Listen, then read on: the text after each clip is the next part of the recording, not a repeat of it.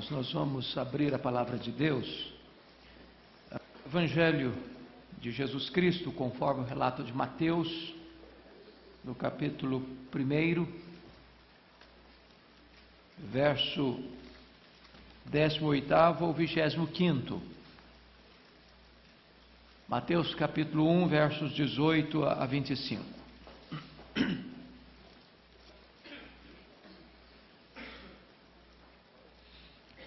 Ora, o nascimento de Jesus Cristo foi assim. Estando Maria, sua mãe, desposada com José, sem que tivessem antes coabitado, achou-se grávida pelo Espírito Santo. Mas José, seu esposo, sendo justo e não a querendo infamar, resolveu deixá-la secretamente.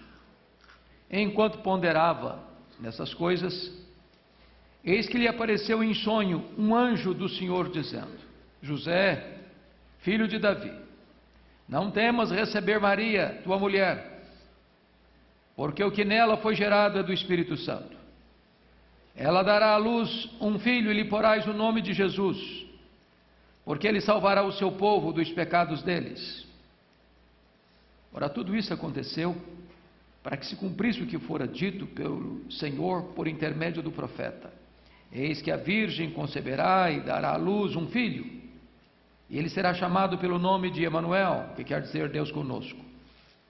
Despertado José do sono, fez como lhe ordenara o anjo do Senhor, e recebeu sua mulher. Contudo, não a conheceu enquanto ela não deu à luz um filho, a quem pôs o nome de Jesus. Amém. Eu queria pensar um pouco com vocês hoje sobre o seguinte tema: como você pode superar os seus medos? Todos nós, numa área ou noutra da vida, ainda temos medo. Eu não sei quais são os seus medos. Alguns têm medo da velhice, outros têm medo da solidão, outros têm medo de ficar doente, outros têm medo de não casar, outros têm medo de casados terminar o casamento, outros têm medo de lugares fechados, outros têm medo de lugares abertos, outros têm medo de altura, outros têm medo das profundezas,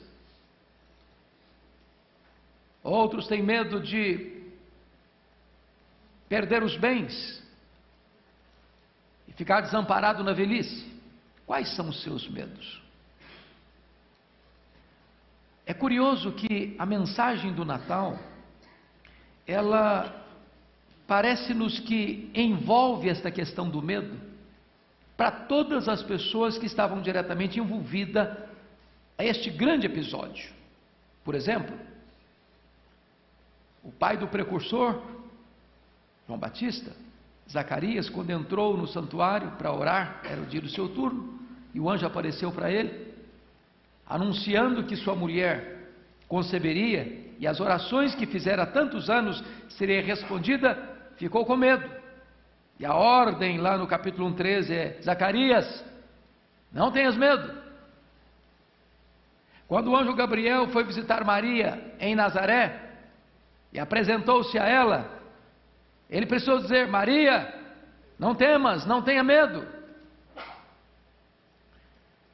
Quando José está fugindo para não difamar Maria, porque ele estava noivo dela, comprometido com ela, com um casamento tratado com ela, mas não havia consumado ainda a relação conjugal, e ela aparece grávida, e ele tinha duas opções: ou acusava ela para defender-se, ou a abandonava secretamente.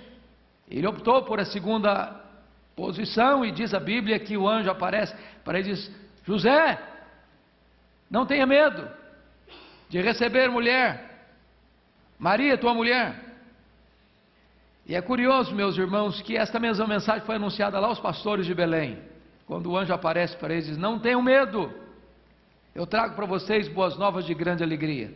É que hoje vos nasceu na cidade de Davi o Salvador, que é Cristo, o Senhor. Parece-nos que Tudo aquilo que é inesperado ou nós não conseguimos dominar ou administrar, produz medo no nosso coração. Agora pense comigo o medo de José. Ele está casado com a moça a quem ama. E ele está com o seu casamento tratado. E naquela época, o chamado noivado era muito mais intenso e significativo que hoje. Era feito diante de testemunhas. Somente um divórcio rompia um noivado naquela época. Era visto socialmente como marido e mulher, porém ainda sem consumar o casamento, nas bodas. E de repente Maria aparece grávida. Consta-nos que logo que o anjo aparece para ela em Nazaré, ela vai até onde morava Isabel, sua prima, pertinho de Jerusalém. E parece-nos que ela não falou nada para ninguém do que está acontecendo. E ela fica lá por um bom tempo, 3 meses pelo menos. E quando ela retorna, os sinais da gravidez já são notórios. Parece que o mundo de José desaba. Seus sonhos entram em colapso. Seu futuro parece sombrio. Ele está num beco sem saída. Se hoje uma gravidez antes do casamento já constrange, imagina aquela época, naquela cultura, onde um fato desse poderia ser tratado como um escândalo tal que os adúlteros, tanto o rapaz quanto a moça, eram apedrejados. E José está numa situação do mais alto constrangimento e do mais profundo temor. E é nesse contexto que nós encontramos a palavra do anjo a ele no verso 20: José, filho de Davi, não tenhas medo, não temas receber Maria, tua mulher. Então, eu gostaria que nós olhássemos esse texto e tirássemos daqui algumas lições. Primeiro, não devemos ter medo quando as coisas parecem para nós inexplicáveis. Dê uma olhadinha comigo no verso 18. Ora, o nascimento de Jesus Cristo foi assim: estando Maria, sua mãe, desposada com José, sem que tivessem antes coabitado, achou-se grávida pelo Espírito Santo. Bom, meus irmãos, esse é o grande milagre da concepção de Jesus Cristo. Nós chamamos também do nascimento virginal do Senhor Jesus Cristo. Esse fato até hoje não pode ser explicado pela ciência, é um milagre. Agora, aquilo que nós não conseguimos entender, aquilo que nós não conseguimos explicar, aquilo que para nós é um mistério, aquilo que para nós não tem uma explicação lógica, racional, lúcida, à luz do nosso entendimento, pode nos trazer medo. Nós não conseguimos explicar. E, via de regra, José fica com medo aqui porque ele conclui o quê? Qual a conclusão dele? É óbvia. Se você estivesse lá, concluiria do mesmo jeito. Só existe uma maneira de uma mulher ficar grávida: é ter relação com um homem. José sabia que ele era o noivo dela, e ele não tinha coabitado com ela, mas ela está grávida. Então só tem para ele uma opção: ela foi infiel, ela me traiu, ela teve relação com outro homem, portanto o meu casamento está completamente comprometido, meus sonhos acabaram, meu futuro foi arruinado.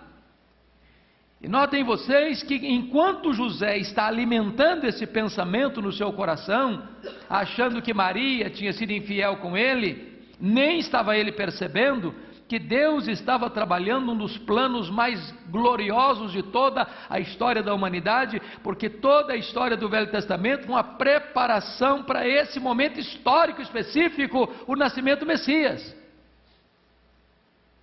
Quando José pensou que as coisas estavam fora de controle, quando José pensou que uma tragédia tinha desabado sobre a sua cabeça, quando José pensou que uma tragédia tinha acontecido com a sua noiva, quando ele pensou que tudo estava acabado na sua vida, nem tinha percebido ele que Deus estava escrevendo o capítulo mais emocionante da história da humanidade, não apenas da sua própria história. Quantas vezes a gente fica apavorado, porque não entende, porque não explica, porque um mistério nos envolve, quando Deus está trabalhando a nosso favor e não contra nós. Notem vocês, José está com medo de Maria ter sido infiel ou imoral, mas o texto nos informa, e preste atenção no que está escrito aí, no versículo 23, é que o que está acontecendo com ela não é imoralidade, não é traição, é o cumprimento de uma profecia bíblica. Eis que a virgem conceberá e dará à luz um filho, e ele será chamado pelo nome de Emanuel. Então, na verdade, o que está acontecendo não é uma traição, não é uma infidelidade, não é uma tragédia, não é uma falta de controle do futuro, é simplesmente um plano eterno de uma profecia que fora dada 700 anos antes e que agora está se cumprindo literalmente. O medo dele era infundado. Era a palavra de Deus que estava se cumprindo e não uma traição que estava em curso. Mas ainda em quarto lugar, José estava com medo porque de fato ele não compreendia todos os fatos. Irmãos, nós às vezes ficamos com medo, sabe por quê? Nós não enxergamos na curva, nós não enxergamos no escuro, nós não sabemos o que está lá no final da história. Aí ficamos ansiosos, aí ficamos com medo, em relação à nossa vida, em relação aos nossos filhos, em relação ao nosso futuro. O Deus que está aqui, está lá ao mesmo tempo. Você não precisa ter medo, porque o seu futuro não está nas suas mãos, o seu futuro está nas mãos de Deus. Quem dirige a sua vida é Deus. Quem está com as rédeas da história em suas poderosas mãos é Deus. José está com medo, porque ele está pensando que uma tragédia tinha ocorrido, e o que estava acontecendo era o cumprimento de uma profecia. O que estava acontecendo era o cumprimento de uma promessa gloriosa, que toda a nação aguardava com tanta expectativa, como que na ponta dos pés, o Messias estava nascendo, o Emanuel estava entrando na história, para ficar para sempre conosco. Mas em quinto lugar, nós devemos ter também mais cautela, para não sermos precipitados acerca do fracasso dos outros. Pense que quando José foge, por que ele foge? Ele foge, porque ele, versículo 19, porque ele não queria infamar Maria. Se ele não queria infamar Maria, ele já tinha formado o seu juízo de valor. Na mente dele, Maria era infiel. Na mente dele, Maria tinha cometido um pecado. Na mente dele, Maria tinha cometido um erro de infidelidade. Na mente dele, Maria tinha destruído com as suas próprias mãos o compromisso de noivado assumida com ele. E às vezes, meus irmãos, a gente chega a conclusões precipitadas acerca das outras pessoas, porque nós não conseguimos entender ou explicar o que está acontecendo com as outras pessoas. Como aconteceu com os amigos de Jó. Eles imaginaram que Jó tinha pecado, e eles formularam acusações de supostos pecados que Jó teria cometido. Chamaram Jó de adúltero, chamaram Jó de louco, chamaram Jó de ladrão, chamaram Jó de ser rebelde contra Deus. Disseram para Jó que Deus matou os filhos dele porque ele era louco. E quantas vezes, quando a gente vê alguém passando por uma situação que nós não sabemos explicar, nós formamos juízos de valor sobre essa pessoa precipitadamente, equivocadamente, como José formulou acerca de Maria, sua noiva. Segunda coisa que eu chamo a sua atenção: não devemos ter medo acerca da preocupação com a opinião pública. Olha ainda o versículo 19. Mas José, seu esposo, sendo justo e não a querendo infamar, resolveu deixá-la secretamente. Bom, é muito importante entender aqui que José deixa sua mulher, porque ele não está pronto nem em condições de viver com ela, sem poder entender o que está acontecendo com ela, e ele não tem condições de viver com ela diante da opinião pública. É por isso que ele resolve sair secretamente. Eu não tenho coragem, eu não tenho estrutura, eu não tenho capacidade de enfrentar essa situação. Eu não sei explicar e eu não posso enfrentar a opinião das pessoas. Ele tinha duas opções.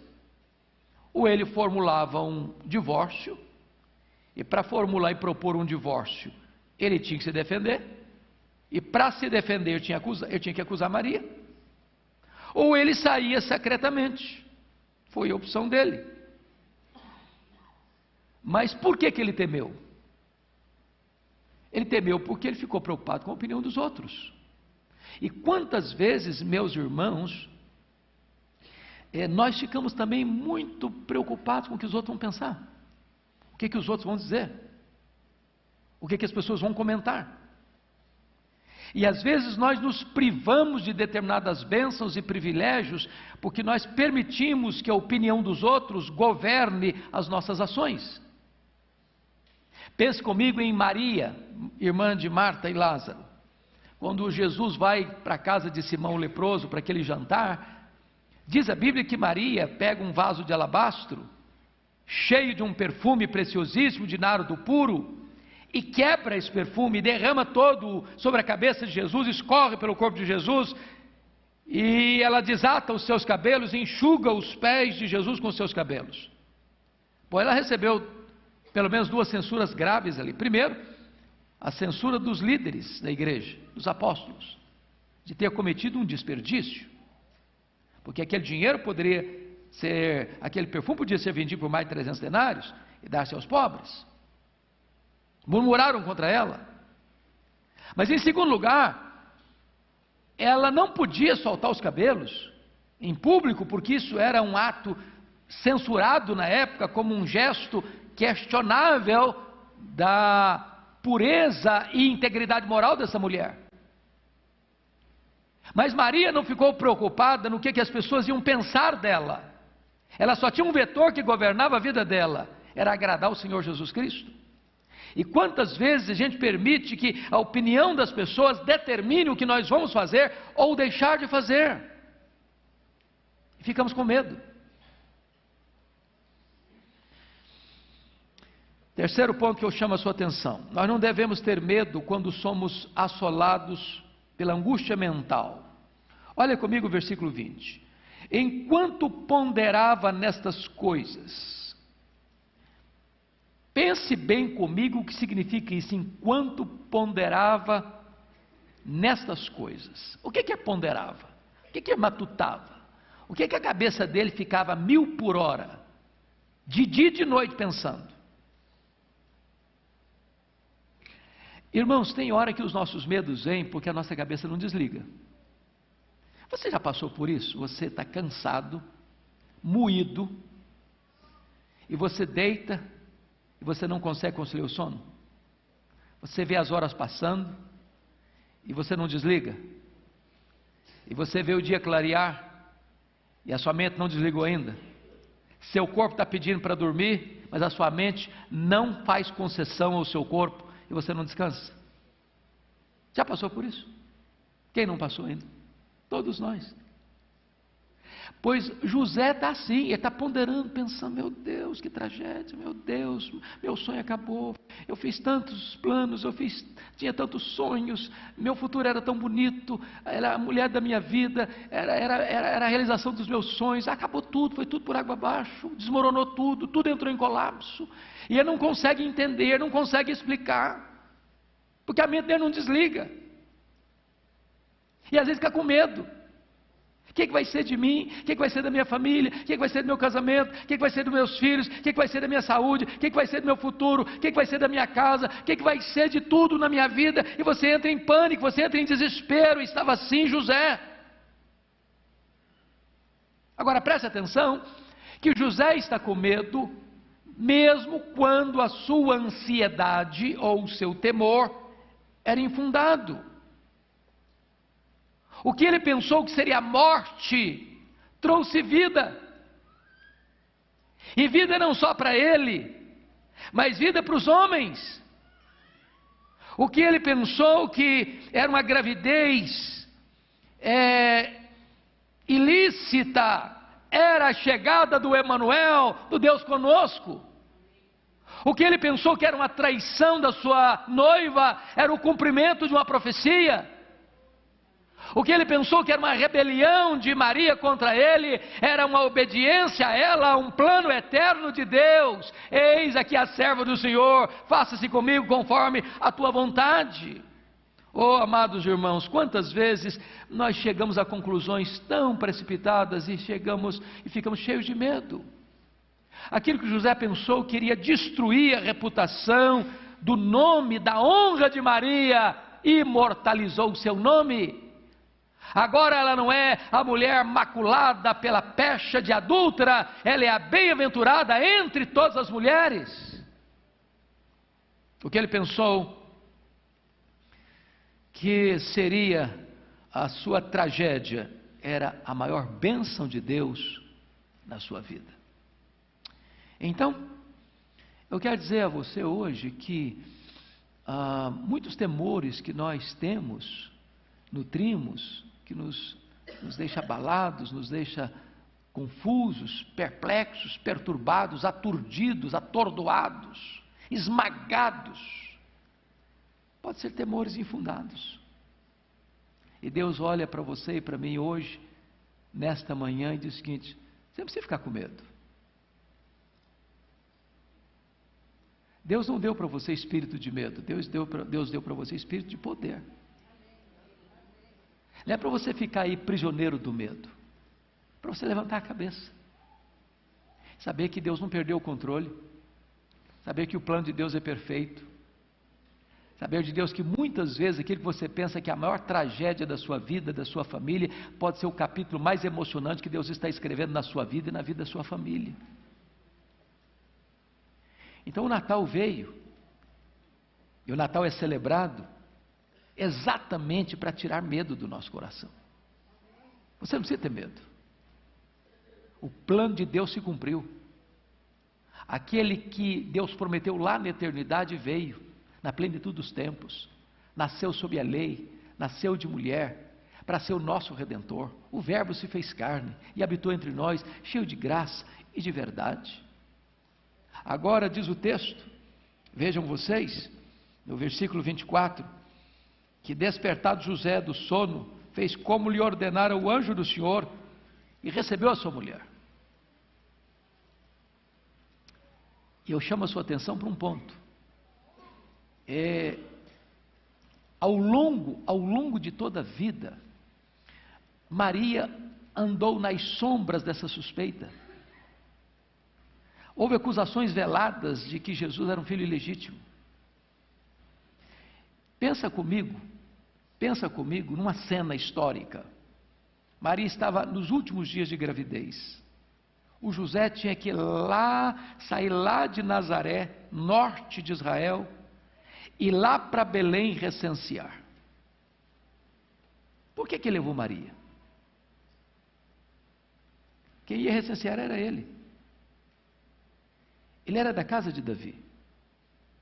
Por que levou Maria? A Bíblia não diz isso com todas as letras, mas penso que uma das fortes e eloquentes razões é que ele não queria deixá-la exposta às línguas ferinas das pessoas comentando em Nazaré acerca da gravidez de Maria. Foi para protegê-la. O que eu acho importante é que José, ao receber a palavra de Deus, ele não questionou mais, ele não duvidou mais, ele não se rendeu mais ao medo. O que eu acho maravilhoso na história de José, e eu convido você para fazer isso, leia a breve história de José. Todas as vezes que esse José aparece na Bíblia, Deus está falando com ele e ele está prontamente obedecendo. Não tema receber Maria, tua mulher. Agora pega o menino e vai para o Egito. Agora pega o menino e volta do Egito. Agora não fica na Judéia, vá para a Galiléia. Toda hora que você escuta esse homem, ele está ouvindo alguma mensagem de Deus, e toda vez que ele está escutando alguma mensagem de Deus, ele prontamente obedece. Sabe por que a gente fica com medo? Porque às vezes Deus nos manda fazer e a gente não faz. Deus nos manda obedecer e a gente não obedece. Deus manda a gente fazer algo e nós damos marcha ré. Você quer tirar o medo do seu coração? Obedeça a Deus. Ande de acordo com a vontade de Deus. Siga a direção de Deus na sua história e na sua vida, e o medo vai ser desarticulado da sua história. Concluo, preste atenção comigo, por favor, no versículo de número 25. Despertado José do sono, fez como lhe ordenara o anjo do Senhor e recebeu sua mulher. Contudo, não a conheceu enquanto ela não deu à luz um filho, a quem pôs o nome de Jesus. Preste atenção que a ideia, e aqui é muito importante deixar isso claro, de que Maria, o nascimento de Jesus foi virginal mesmo, mas a ideia de que Maria permaneceu virgem até o final da vida, não é verdade. Não é verdade. O texto está dizendo aqui que José não a conheceu. Conhecer aqui é relação íntima, é a mesma lá de Gênesis 4:1, que Adão conheceu a Eva. E isso é importante porque algumas pessoas acham que se Maria se relacionou como mulher com o seu marido, ela não podia ser pura, imaculada. E eu quero chamar a sua atenção que seria o contrário. Se Maria tivesse casada com José, não tendo relação com ele normalmente, aí ela estaria pecando. Porque o que a Bíblia diz é que sexo não é pecado. Foi Deus quem criou. Deus criou o homem, Deus criou a mulher. Deus instituiu o casamento e deu uma ordem. Por isso deixa o homem, seu pai e sua mãe, se une à sua mulher, tornando-se os dois uma só carne. É por isso que a Bíblia diz: não vos priveis um ao outro. Então, quando José e Maria, depois que Jesus nasce, têm uma relação natural, normal de marido e mulher, e tem outros filhos, nisso Maria não está pecando. Ao contrário, ela está mostrando que ela teve uma vida normal, natural, como qualquer outra mulher, e ela é bem-aventurada, e ela é exemplo, e ela é modelo para todos nós. Nós não podemos nem ir além das Escrituras, nós não podemos ficar aquém das Escrituras. Mas eu quero concluir agora fazendo uma pergunta a você. Do que é que você tem medo hoje? Se você pudesse definir na sua vida, o que é que hoje ainda traz medo ao seu coração?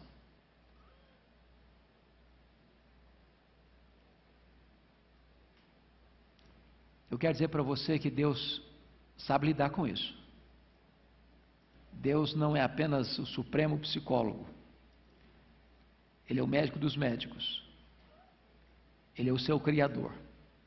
Ele é o seu redentor, Ele é o seu consolador, Ele é o Deus da sua providência. Quem sabe hoje a gente pudesse deixar essa mochila pesada do medo e ir para casa livre dele, viver uma vida livre do medo, de confiança plena, de descanso nele, de saber que a sua vida está nas mãos de Deus e que o plano dele na sua vida é perfeito. Vamos ficar em pé e vamos orar.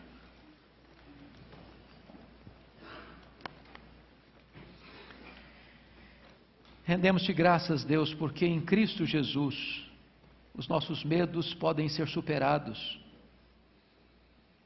Rendemos-te graças porque mesmo quando nós não conseguimos entender algumas coisas na nossa vida, na nossa família, na nossa história, Tu estás no controle, Tu és o Senhor da história, Tu estás com as rédeas nas mãos, e a nossa vida está segura nas Tuas mãos.